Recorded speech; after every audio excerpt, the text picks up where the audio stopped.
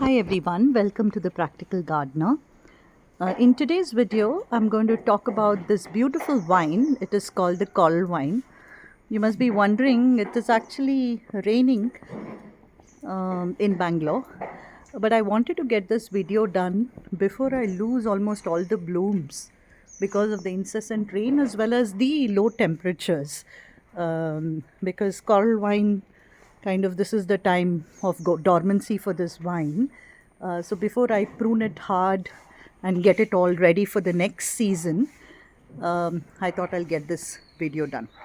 Okay, now a little bit more about the coral wine. Coral wine, or also the Antigonan leptopus, is also known as the Mexican creeper, Queen's wreath, coralita, bee bush, bride's tears, chain of love, etc.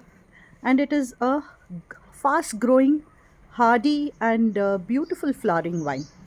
And this is native to Mexico and Central America, thrives in warm climates, and its vibrant pink, white, and red flowers attract pollinators like bees and butterflies. In warm tropical kind of climates, this can bloom throughout the year, but most gardeners kind of use this as a seasonal wine, right, which blooms right through summer through fall, and during winter it kind of gets dormant. The leaves are cordate or heart shaped. I wouldn't call them perfect hearts as well. They are triangular hearts in shape. And the flowers are borne in panicles. You can see this. And they are in clusters, and they are clustered along the rachis. Okay, so there is a trellis or the tendril that you can see, and then you have the clusters of blooms. Now, the other interesting aspect of the coral wine is that while it is primarily grown for ornamental purposes, in certain cultures it is grown as an edible plant. Especially the young shoots, tubers, and flowers can be eaten. But make sure that you don't eat it raw, because the raw wine has mild toxicity, but it gets edible when cooked. Okay, so don't try it if you have not tested for it and you know that you're not allergic to any parts of the wine. But just wanted to give this interesting aspect that it is also grown as a medicinal as well as an edible wine. Now, going back to the care requirements of coral wine or the Mexican creeper, it requires full sun. It thrives in full sun. It needs at least 6 to 8 hours of direct sunlight each day to bloom profusely.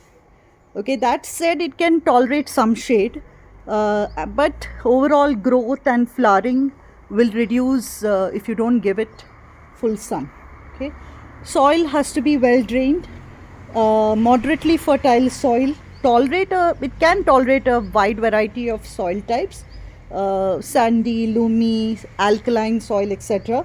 But it does pretty well in acidic kind of soil or even neutral pH soil. So 6 to 7.5 is the pH that the coral wine prefers. Now, if you add organic compost to the soil, that is the best way to kind of keep this wine pretty happy. Okay, so it will improve a good, like the soil's structure or the texture, etc. Especially in poorer soils, do add some organic compost to keep the coral wine happy. Now, I have two colors. I have this pink and wait, let me show you the white. White is still a very young plant. I've just planted it this season, but you can see this one here. This is the white coral wine. Okay, so this I just planted it about, I think, 3 to 6 months ago, and it's thriving and growing. I wanted it to grow along this arbor as an entrance to my garden, and this one is, I would say, the signature wine of my garden. So especially in after summers, especially the monsoons and the season later, like I mean from June to almost December now, that it has really added so much of beauty to the garden, and more than that, it has attracted so many pollinators, butterflies, bees, all across, all around this vine. Okay, moving back to watering. This is a vine that is somewhat drought tolerant once established. Okay, till you establish it, when it's a pretty tender young plant, it does require enough water to kind of keep it, well saturated, especially, and well hydrated. But once it's established, you can easily kind of not water it every day. In fact, this is one of those vines that is very nostalgic for me, because this used to grow all around our school compounds, okay, and it used to grow wild. So that is the kind of vine this is. So once it's established and the tubers grow, etc., you don't really need to water it much, and the seasonal rain is enough to kind of sustain this plant. So, but if you're growing this in pots, for instance, water it deeply to encourage deep root growth, and then allow the soil to dry out between waterings to keep it happy, and also to avoid root rot. Okay, so avoid over watering as with any plant. So it doesn't like sitting in wet soil, so don't over water it at all. From a temperature perspective, I did talk about it. It does require warm temperatures. It is best suited for tropical and subtropical kind of climates. So it does really well for me in Bangalore, kind of, the subtropical climate that it can have. It can also tolerate dry spells, heat spells, etc. But what it can't tolerate is freezing temperatures. So it will really go down because it's just frost sensitive. So in cold winters, especially if you're say in North America or in a country which has very distinct winter seasons, I would say grow it as an annual, and you should cut back the plant very hard and protect it during the winter months. Okay, you can also cover the plant if you're expecting frost. See, the thing about this plant is once it is established, it will establish very deep tubers under the ground. Okay, so it will pop up every year. Even if you don't see any growth over the soil, there will be these tubers. Of course, unless you've overwatered them and they have rotted away, you will find that the tubers will come back the next season. So you don't have to worry if you lose the plant in the winter, it will come back. Okay, so humidity, again, average humidity, can tolerate dry conditions. Now, fertilizers, I talked about this before. This one does not require very, like a very rich fertilizer. Balanced slow release fertilizer, liquid fertilizer. When you are maintaining the rest of the garden, just give it. It doesn't require any special treatment. Don't give it too much fertilizer. Okay. So, and especially don't give it too much of nitrogen heavy fertilizer. Then what will happen is you will see a lot of this foliage growing with very less flowers. Ultimately, you're growing this vine for its blooms, right? So now it's looking like this, the one that is growing here. But if you were to see my garden back in, say, August or September, you would have seen a lot more pink than green. Okay, so because over time the flowers will kind of shed, and then you will have new flowers, but the growth of these blooms will reduce over the season, especially once the temperatures go down. Okay, so that's about the fertilizing part of it.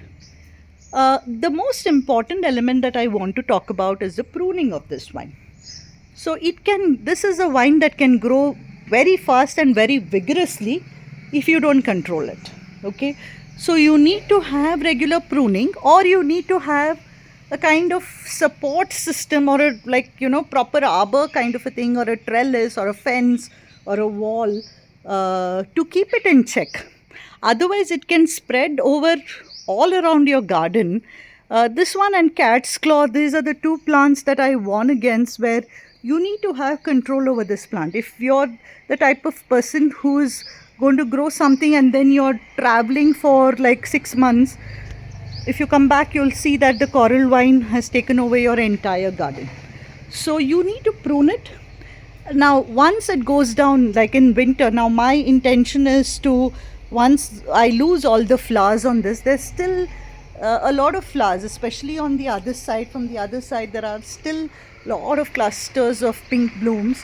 So I'm waiting for those to go down. But once they go down, I'm going to hard prune this vine, and so that it has enough energy to bloom with new growth and blooms for the next season.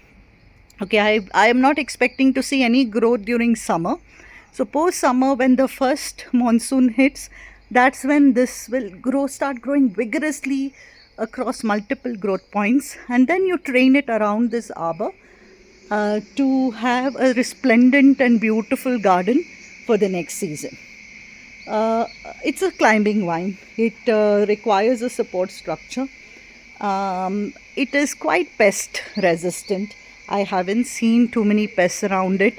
There are a lot of beneficial insects that come along it. So that's why I don't even spray it with any pesticide, because I don't want to discourage any pollinators like bees or butterflies or even small birds. They kind of spend a lot of time on this vine. So I don't want to discourage them. So I don't even spray any pesticide, including neem, on this, because in any case I'm growing it for the season. So it's fine, a few holes around in the leaves or a few aphid attacks across, this is okay, as long as it is not impacting the rest of your garden. If yes, do use any kind of organic pest control methods, and you could use insecticidal soap or a neem oil kind of mixture to be able to take care of this. Okay. Now, when it comes to propagation, you could propagate it from cuttings. As I said, once the plant matures a few seasons, you will see that there will be very big tubers below the soil. You could propagate them, the coral vine, from these tubers. You could propagate it from seeds as well. Okay, so but that's going to take too long. So when it comes to propagation, best would be to take the cuttings or propagate it from tubers. So that's really it. I think I have captured most facets of this, right from watering to temperature to fertilizing to pest and propagation. I wanted to take this video before this vine completely goes down. You can see every day I can see flowers just dropping. You'll see a carpet of pink if you have this. And do get different colors. There's a darker shade of pink, red, and then also white, as I showed you. So do get whatever colors you have. Where do I find it? It's not readily available in nurseries, while now I think nurseries have started selling it. But otherwise, this is more of a find it in somebody's garden, ask them for a cutting and propagate it. That's how I got mine. So ask your friends and family if they have one in their garden, and most of them are willing to give it because it grows really as an invasive plant, as a weed in most gardens. Okay, so thanks so much for watching. Bye.